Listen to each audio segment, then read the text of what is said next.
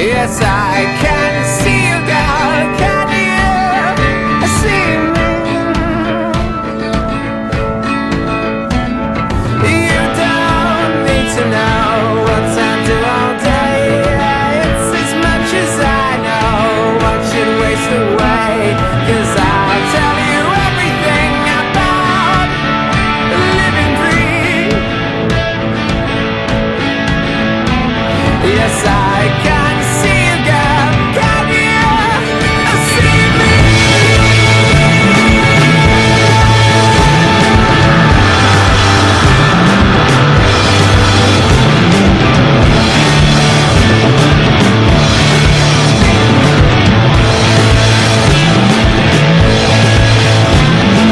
Go and see the saucer out, look into the ball. You will find the answer written on the wall. Look what was the answer. Can you see the answer?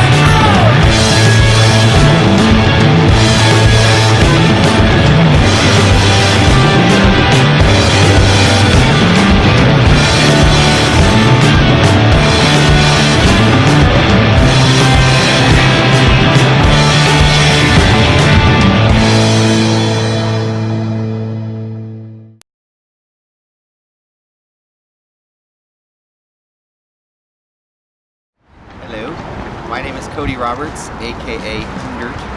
I'm a local artist in Spartanburg, South Carolina. I make steel sculptures and I am responsible for the lights that are downtown. One day I went to work, told him I had had enough. I was born to be an artist, I was meant for paint and brush. And so I sold all I owned, what I didn't sell I burned. And I moved in with my parents, bought supplies with what I'd earned. So my nickname, Hoondirt, comes from a long time ago when I was first tinkering with my welder that my grandfather left me. And I did not know what I was doing. And there's this old homeless man that would sometimes walk up and down Nazareth Church Road, which is where my shop was at the time. And he basically popped in and was like, "You're doing it wrong, you know what you're doing." Kind of mentored me, you know, hold it like this, arc it like this, and gave me a lot of good pointers. And I don't know if he just wandered into the woods and died, or, you know, just kind of, he was like a urban legend guy, you know, come teach you how to weld and go away. So I just never knew his name, so I just called him Hoondirt. And then when he disappeared, I just adopted that as my artist name. So, my inspiration for making the bikes came from the art competition, the art cycle program, where they had local artists create sculptures using bike parts, because Spartanburg is trying to promote themselves as a bike-friendly town. So I got to thinking maybe they should have sculptures around as a symbol. What better symbol than a bike to promote our town as a bike-friendly town? And I proposed it to the city, and they loved the idea. And now there's 13 bikes. Hopefully there'll be more. I'd like to see a lot more. Why I think public art is important in towns and cities. When I went down to Greenville, you know the little mice, I don't know if you've been down there, they got the little mice all around, right? I mean, you know, I don't even know what they mean, probably, but they have something. You know, you go into the Mass General store, people can rally behind it, and, you know, oh, the mice, you know. So I noticed that we didn't have it in Spartanburg, and that's another reason why I wanted to get some sculptures going. The towns I've been to that didn't have any public art on display, they just seemed like very drab, lifeless, not a lot of culture. I just wanted to get out of that town, because it reflects the people almost, you know? You think nobody cares, they haven't put up any art, therefore art is not very important to them, which I'm very much against. Being that I've lived here for 23 years, it used to not be like this. It's thriving now, and there's more art now. It just seems like everything is becoming like a normal, bustling, cultured town, you know? love it. This is the best time to live in Spartanburg. As far as I've lived, right now is the best. And if I was driving through Spartanburg, and not to say because I made these bikes, but I would be like, man, those look cool, you know? The city okayed something like that, they must be pretty cool. They check out, in my book. Have you seen an increase in bikers? I can't Cyclists? say that I have, but I have seen, actually I have, and they have the rail trail. See, I live on the west side, but my dad lives on the east side, and there is definitely a lot of bike traffic over there. And the bikes they now have down here that you can rent, and that's pretty, that wasn't here not too long ago. So yeah, things are up and coming.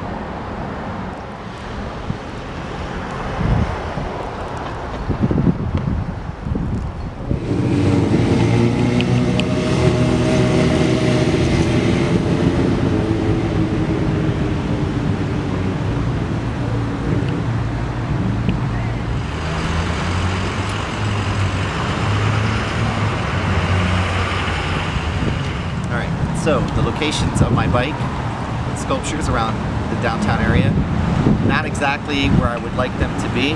I originally had them in the intersections, and the city made me move them because they were breaking traffic violations apparently. So they moved them about 20 feet, 10 feet away from the original spots, but all in all I'm pretty happy about where they're at. They're highly visible. I just want to say for the record that I get a lot of slack, people saying they're not symmetrical, they're not perfect, you know, what kind of artist can't even make a circle and put spokes in it properly? They were supposed to look like they came out of Tim Hortons. $20. I was not going for a sculpture that looked like it came from Pier 1 Imports. That's all. My studio is at my house, and I like to weld, especially at nighttime, and the kids on the street call me the magic, or the magic man. Started over. See, I just jinxed myself. What were you about to say? The magic man, the wizard keeper. Okay. No, but at nighttime they could hear like opera music coming out, and the sparks and the flash and stuff like that are always peeking in, and a lot of smoke. So they call me the magic man. It's so ridiculous. I think most people are artists. They just don't know what they're good at. You know, I did terrible in art class, and it was frustrating. But then I started working with steel, which obviously they don't offer in high school, and it just took off. So you can do it. Believe in yourself, and go Terriers. I rated 111, oh yeah. Think it really well, but I'll tell you in a minute. It was shorter than it felt. It was shorter than it felt. I rated 111, oh yeah. Think it went pretty well. Think it went pretty well. Think it went pretty well.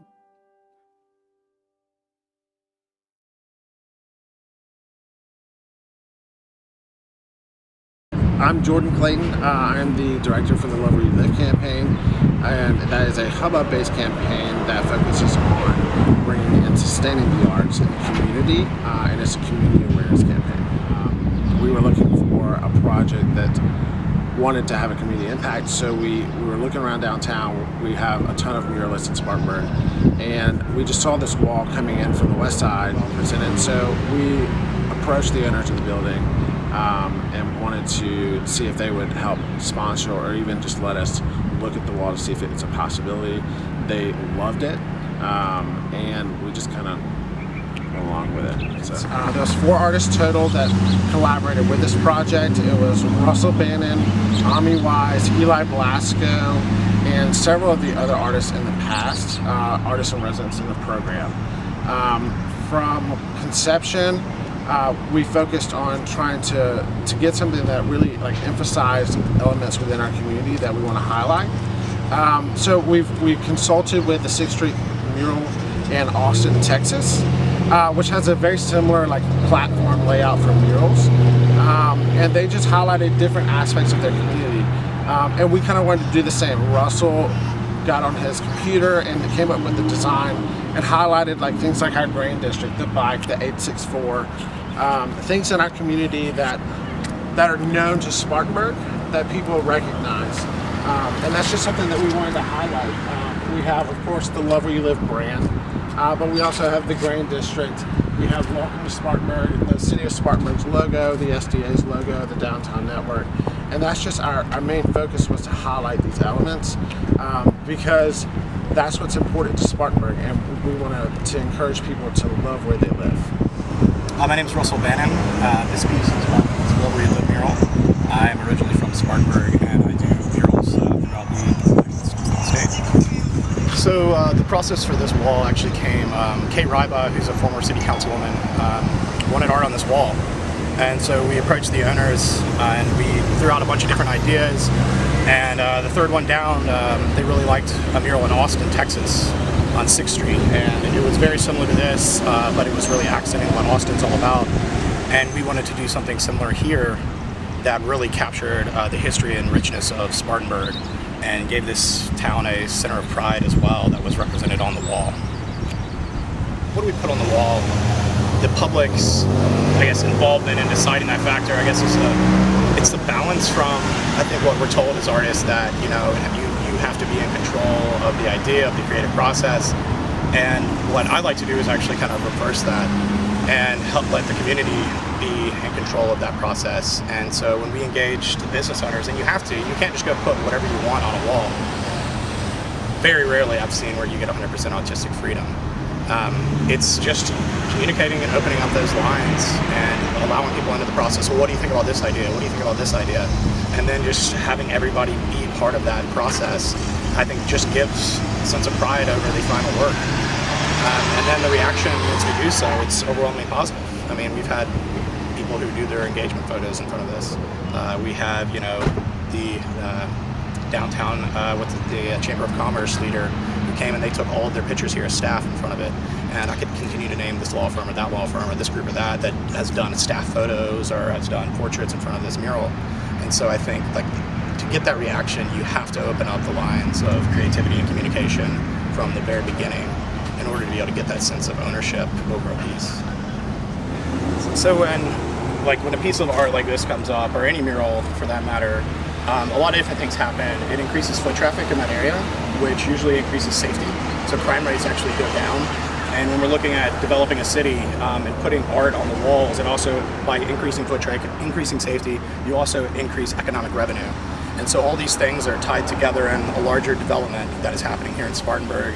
And we're lucky enough here that the business owners, downtown developers understand this and have, again, working hand in hand, not only with myself, but other artists throughout the area to make sure that we're part of that process as we develop.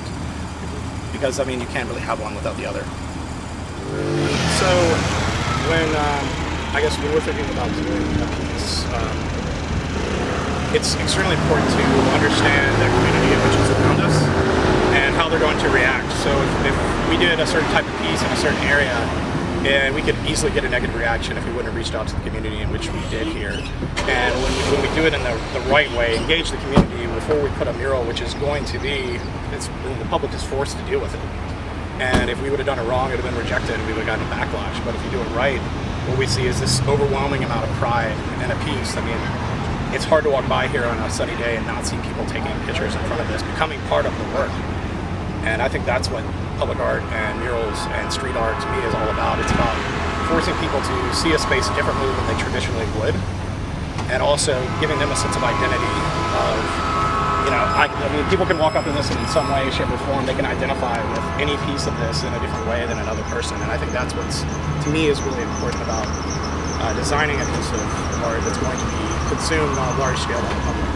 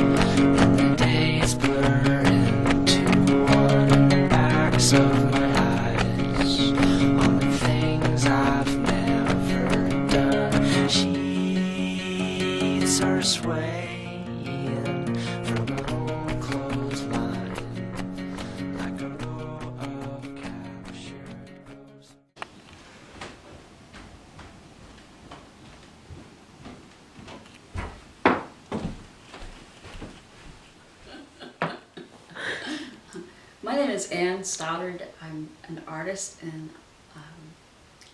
I grew up in Spartanburg, South Carolina. I'm currently working on a sculpture called Hands That Build that I want to see installed in downtown Spartanburg.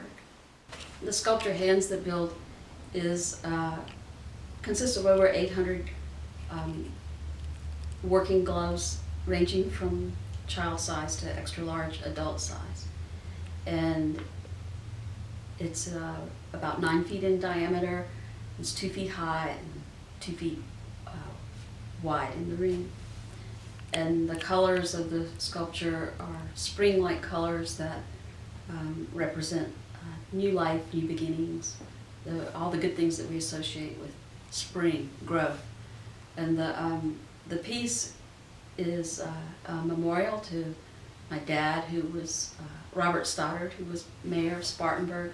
It's also, the piece is a memorial to the community for working together during the time of desegregation.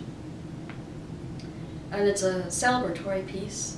I think it's a really proud moment in Spartanburg where people were working together to have a peaceful transition of, through change that was a very difficult kind of change. And I think that idea of change, that's something that public sculpture does, where initially it enters a public space, and for the most part people are thinking, oh, how rude, you know, well, whatever the scale of the piece is, who said this could be here? That's not really the idea about with Hands That Build. It's more for just a thank you to the community, and celebrating something that I think Spartanburg should be proud of, you know, of how we worked together. We kind of stood out from other communities in the South during desegregation times. You had asked me about what I like about public art, and what I like about it is that you lose the personal, you're removed from it. It becomes a very larger idea, a universal idea, universal language that more people can relate to. With Hands That Build, what I have experienced whenever I have installed it in places is that people come right up to it. You know, everybody has hands, and hands are, you know, so much about love and touch and being close to each other. And hands are associated with healing.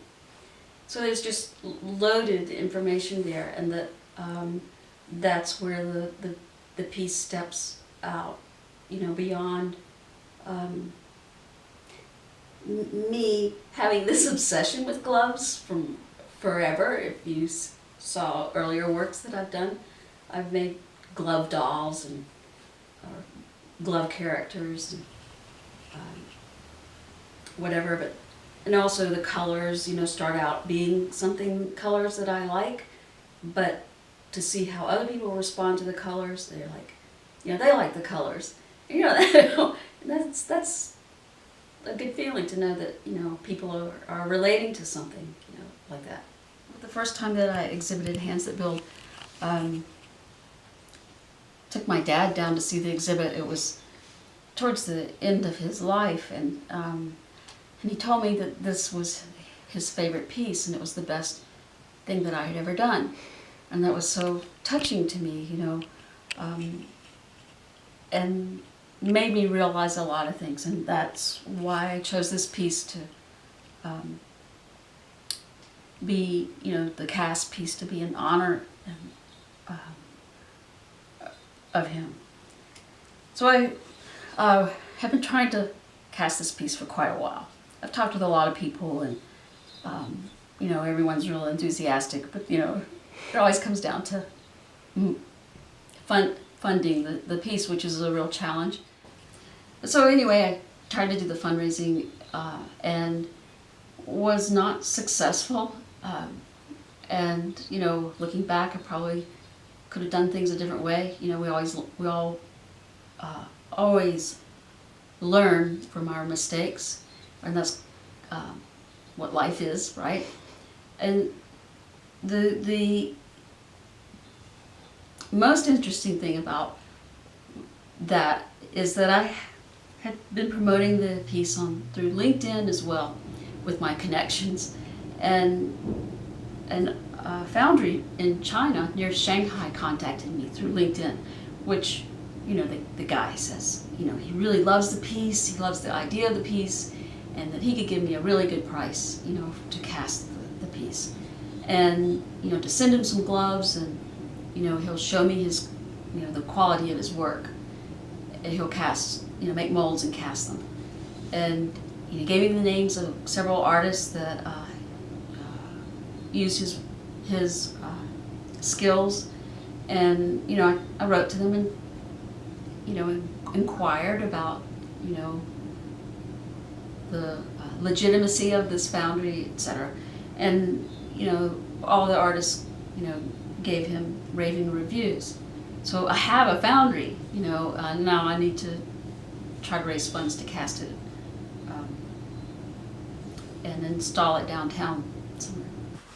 Well, years ago, my allergist, asthma doctor, told me that I couldn't save the world, and I keep thinking about that. I'm going, yeah, well, I want to. I wish I could some way, and the only way I know is to do it through my work in a way where it's reflecting good things, good vibes.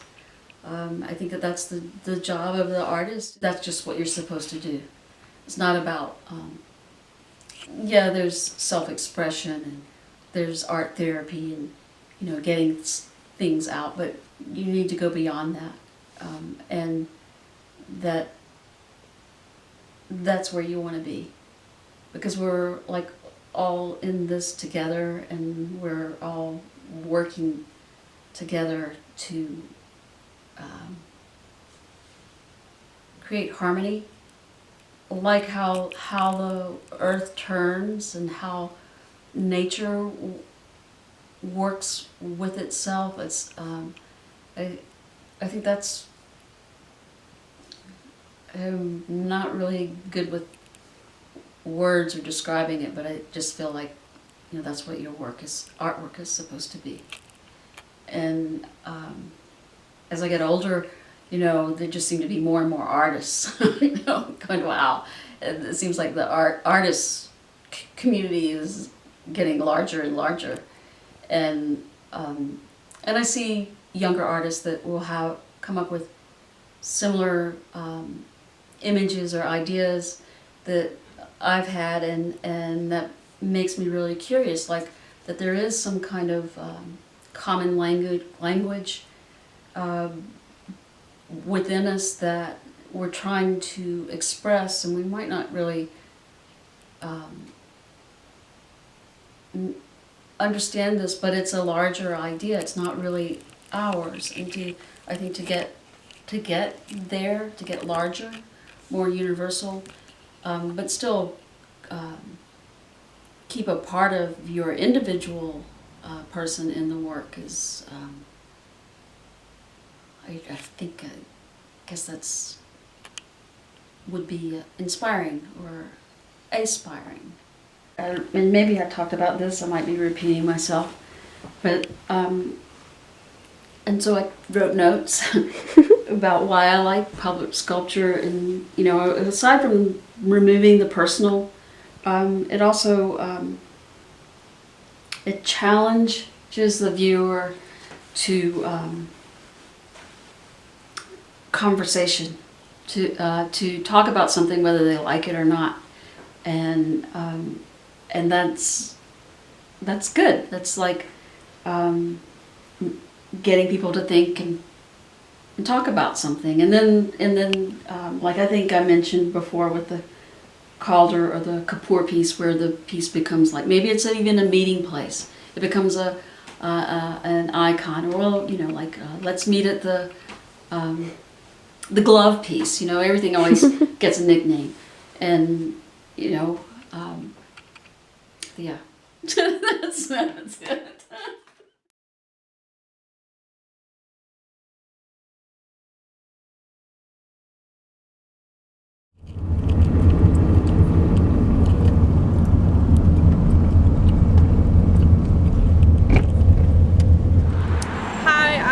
Harmon. This is my project entitled Sisterhood.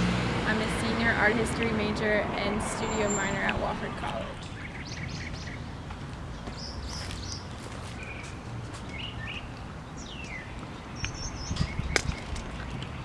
God, this whole thing got taken off. Someone must have been in there. So this project came from my service work as a Bonner Scholar.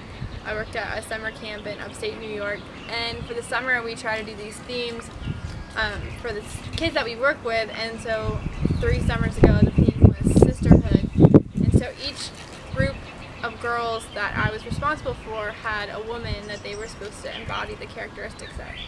So I took these ideas that we had and the women that we were supposed to represent, and I wanted to translate them into Spartanburg, specifically in the North Side, because the North Side is an up-and-coming community, but it's also a community that's been really hit by depression and addiction, specifically drug addiction. And so I wanted to also target women in this neighborhood because this is one of the neighborhoods with the highest teen pregnancy rate in the state, and it's also one of the highest domestic violence rates in the state. So I wanted this to be like a message of women's empowerment for people that lived in this community. So each of the women represent a different characteristic that we should embody. Frida Kahlo is be unique. Maya Angelou is be self-aware. Margaret Thatcher is be brave. Josephine Baker is express yourself. And Susan B. Anthony is sisterhood, which is the root of all of them. So the pieces are painted on this building, which was the original Spartanburg Methodist College back in the early 1900s, and now sits abandoned. And we chose this site because the Northside Development Corporation thought it would be a great place because of the new development next to it, that there would be a lot of foot traffic and people could really be impacted positively. Because the building, there's no immediate plans to tear down, so they wanted to beautify it in some way because it's next to such a beautiful new development. So this was what we decided would go here, and it's been here for more than a year now, going on 2 years, and it still looks pretty good. So I started painting these. I had a window frame of time where I was available to come down here, so I spent 10 days painting. I spent about 2 to 3 hours each day, and I was out here painting up close, and then on the side of the building I was on a ladder, and my roommate helped me fill in some of the spots. But essentially I drew a charcoal sketch, and then I just freehanded that sketch onto this. And I was really interested in like graphic style, so I put them up with I did the black first, and then I went back over with like an off-white, so it gives this like kind of depth to the piece.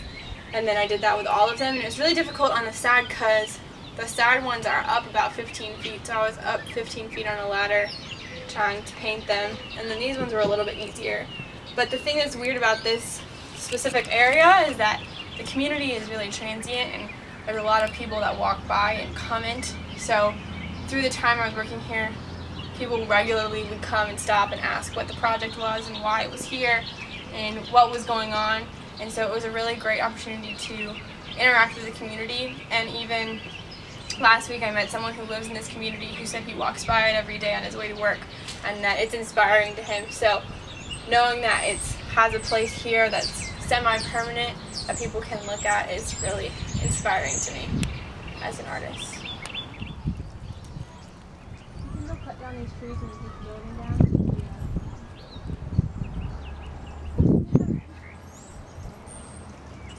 So members of the community that are involved in the Northside Initiative all live over there across the railroad tracks. There's a bridge that goes to the railroad track.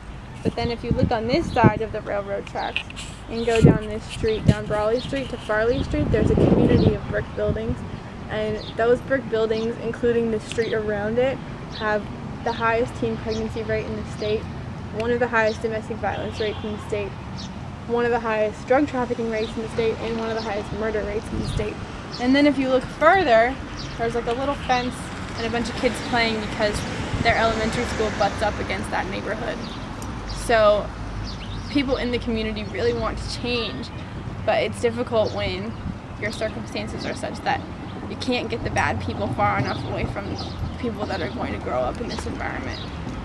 So they're trying to change that, shape the neighborhood from within. I got a lot of comments from people saying you're a woman and you're white and this is predominantly African American community and you should not feel safe being there, and there's so many gangs and so much violence, it's not safe for you to be there by yourself. But I was here most, like 8 out of the 10 days that I worked by myself, working the whole time. And if anything, people that stopped asked if they could help, and if not that, then they said they appreciated what I was doing. I never once felt unsafe. I haven't had anything but positive reactions in this community. This little field is a great place for people to play football, so there's always kids out there running around, and it was kind of nice. I felt like I was a kid running around. It's a great little tight-knit neighborhood, just affected by intergenerational poverty.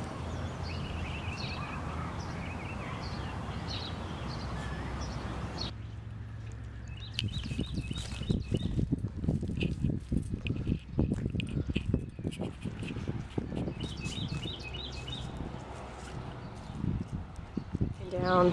I knew going into it that the building was temporary and that the building wasn't going to be up for a long time. But I was also told that the panels would be taken down and displayed elsewhere. So in this context, I think the piece really fits in the north side and it should stay in the north side. And in some ways I hope that the panels are destroyed when the building gets taken down, because I think it's been here long enough and had enough of a voice.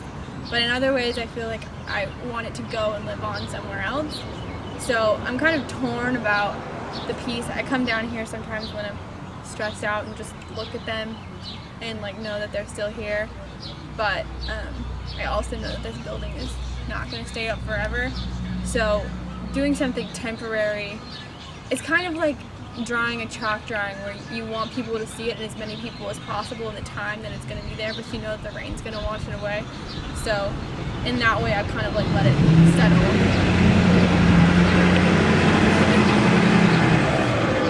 So I've let myself settle with the fact that it's not going to be here forever, and that's okay. Getting ready to get torn down. When is it going to get torn down, you know? Well, I don't know. We're bidding it now, so Gotcha. probably a month. Cool, thanks. Even just now someone showed up and we're talking about where it's going to go next. So maybe I'll stake claim on the panels and take them before the building leaves. I think that the community needs this piece here because without it there's less of an opportunity for people to see something that's actually empowering towards women, and not just women but everyone. And the point was to be empowering women, but more than that, empowering characteristics that these women have. And when you embrace and encourage bravery and sisterhood and uniqueness and self-awareness, you really foster this environment where people can be themselves and they can grow. And without that, this community is even sadder and reverts back to where it has been, where it's looking towards growth. So I think putting this here and including things, quotes like Maya Angelou on the walls of this building, bring a different sense of community where something old and terrible that's about to be torn down can be something beautiful.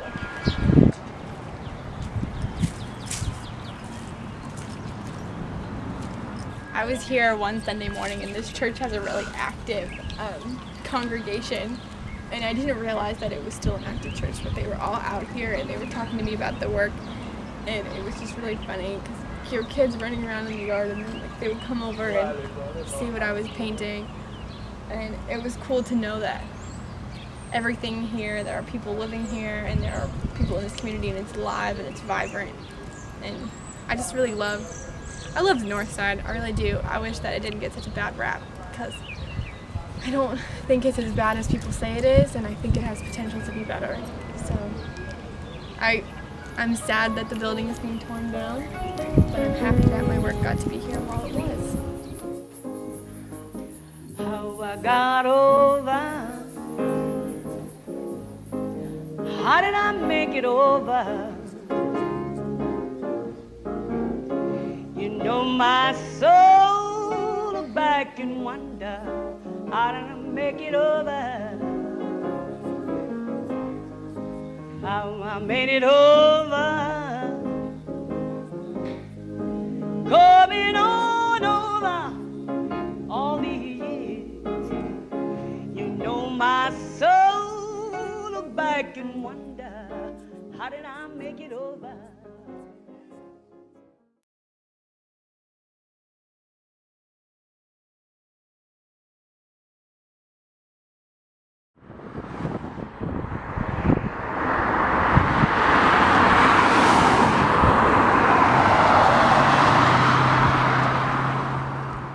I'm Aimee Wise, and I am one of two artists who worked on this mural of J.C. Strobel, and it was a private commission, and I didn't realize that it was going to have kind of the effect that it had on the community that it ended up having, but we ended up using J.C. on a whim, just as he's really Spartanburg's only celebrity that's recognizable for everybody in the community, and that was important for us.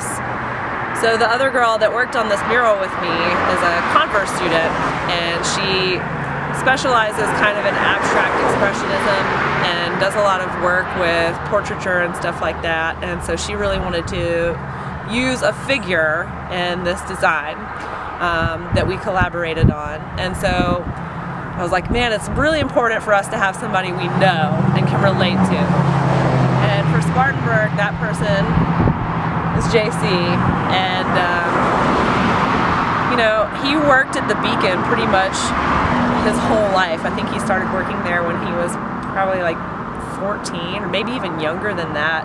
And stayed there his whole life, ended up giving all his money to his kids to put them through school, and was a big component in their lives, you know, giving them support and telling them how important it was for their education and for them to, you know, be kind to people, be humble about where you come from.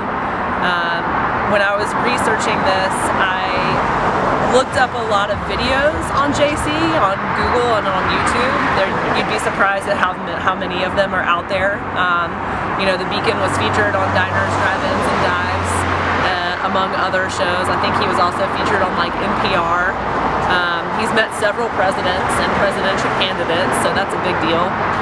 But you know, just listening to this guy talk about people and his work ethic, he's just really somebody that you want to emulate in your life.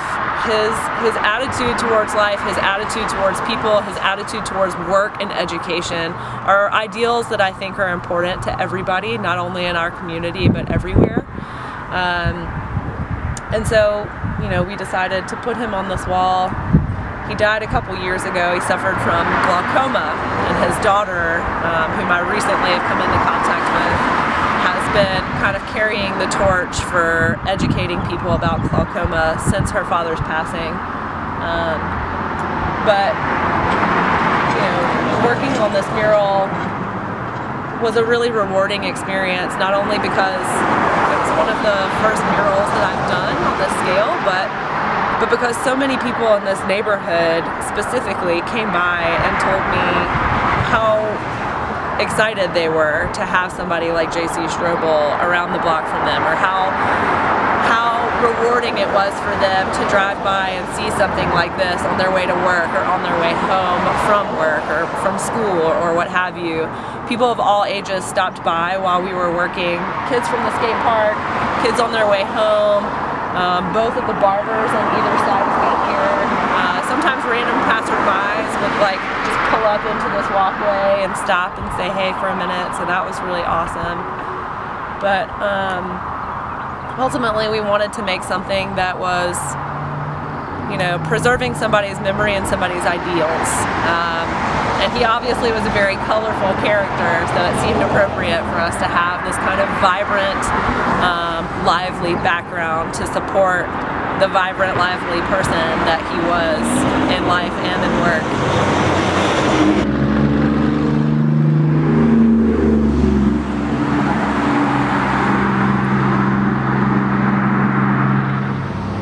I think that communities in general are creative. I think that everybody has a level of creativity that they're willing to put forth in their everyday lives, whether it's organizing, designing, you know, picking out your clothes, whatever. I think that public art does nothing but enhance a community's creativity. You know, even if you don't really like a piece of work, it's something that's being discussed, and I think art is important as a discussion because you're discussing ideas instead of, you know, other people, things like that. And I don't remember who it was, but somebody said that, you know, average minds discuss people or great minds discuss ideas. And I thought that was a pretty brilliant quote, and it seems to apply a lot to public art in my opinion. But, you know, for example, with this in particular, you know, I didn't think about the impact that it was going to have on the community when I designed it or even when I put it up. But since it's been installed, it's had such a positive reaction, and that just goes to show you how excited people can be about art and how motivated people can become when you're talking about the placement of public art in a small town such as Spartanburg. You know, I definitely see public art everywhere that I go. Sometimes it's more noticeable than others, and sometimes it's kind of like a hidden gem. And either way, I appreciate it all on a pretty wide level. There's definitely a time and a place for public art. You know, there are certain sculptures, certain paintings that are not for everybody. And the trick with public art is that you have to strike a balance, you know, like you can't be 100% in people's faces. You can definitely make a statement, but the statement has to be something that people can agree is not derogatory or, you know, hateful. It has to be speculative or positive. Something that makes people think or something that makes people glad, but in positive way. And I think that's a hard balance sometimes to try and maintain when you're talking about public art on a massive scale. So I was born and raised in Spartanburg, and I only left the town when I went away to college. I went to school in Chicago for 4 years, moved to Asheville, moved to Boulder, Colorado, and then ultimately moved back here, you know, with some small stints in New York in between. But every time I came back home, specifically from college, you know, there was more happening in my hometown. Specifically, I left because I didn't feel like there was enough for me or for people my age. I just didn't feel like there was a lot going on, and I needed that stimulation. And now that I've been living back here, it's 2015, and I've been living here since late 2012.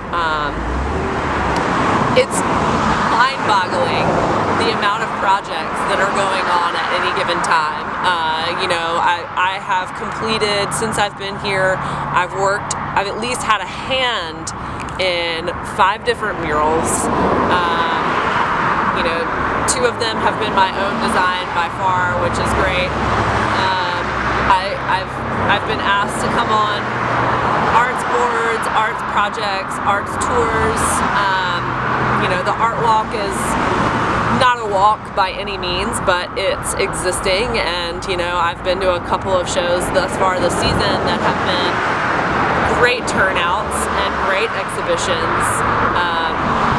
I think that a younger generation of artists is getting ready to definitely infiltrate our hometown, and I think that they've been doing it slowly over a period of time. It's been happening, but it's been pretty underground. Spartanburg has already had such a strong influence of artistic talent. We have a really good artist guild, and we have a lot of other good creative arts groups that are happening here in Spartanburg and working on art, both public and private. And I think that it's been slowly building for a greater good in the arts, I guess you could say. The Graffiti Foundation is over there at the skate park. We've, like I said, worked on several murals. Murals are popping up more and more. And I just thank God that the trend is public art right now, because there's nothing more exciting to me than being caught up in too many art projects. So many that you don't even have time for your real job sometimes, which I think is an excellent problem to have. And my real job is also in the arts. It's like a win-win. But I think our town has been very supportive of the arts from an early age, and they say that a lot of times when a community is no longer functioning, or a town is kind of basically dying out, that they need a revitalization network. They need a revitalization team to come in there and figure out what needs to happen in order to boost tourism, or to boost town morale. And ultimately, those are artists. Artists are the people who are going to come in and make changes. A lot of times they'll do it for not as much money as they should, but they're the ones who recognize this need for a creative outlet, and that creative outlet can work wonders when used in a community that's open towards artistic change and artistic growth. And I think that we're on the verge of doing something really great here. In fact, we have done really great things. I think only more will come.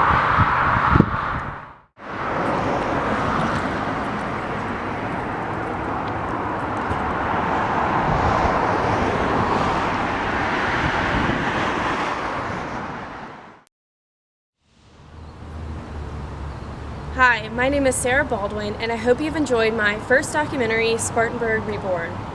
I have lived in Spartanburg for 4 years now, and have been really impressed with the amount of growth and redevelopment this community has experienced. After 2 consecutive internships that involved researching and interacting with local public art, I began to grow very interested in the artists behind these public art works. So I decided to create a documentary that captures the personalities, the stories, the motivation, and of course the artwork of these local artists. My hope for this documentary is that not only will it educate the community about the local public art that's around them, but that it will also inspire them to become more involved in the growth that this community is experiencing, whether it be creating public art of their own, or funding a public art project, or even just having an opinion about what public art is chosen and installed in the community.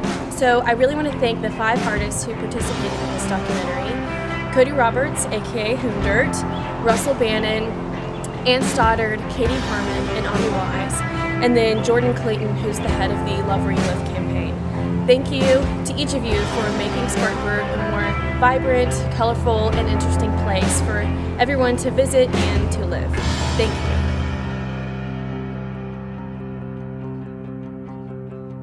Take that bygone, laying near the lights of the nights of the northern lodges. There's a border road, no one slip slides are stopping, and the neighbor leaves sleeping in a coffin. With enough keef, you can really bore someone. Took a rat trap out to the aching. We were drinking all the ways to down. The door is wide open. You know what we're saying about us now. He's a legend, I'm a legend, and we both go tripping through the door. Well, you know that we are northern now. Heard you promise me at the north end of monogamy. Cut them from filling me lead.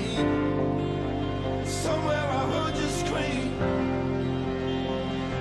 For others' hearts, and alarm is to life. Hold the keys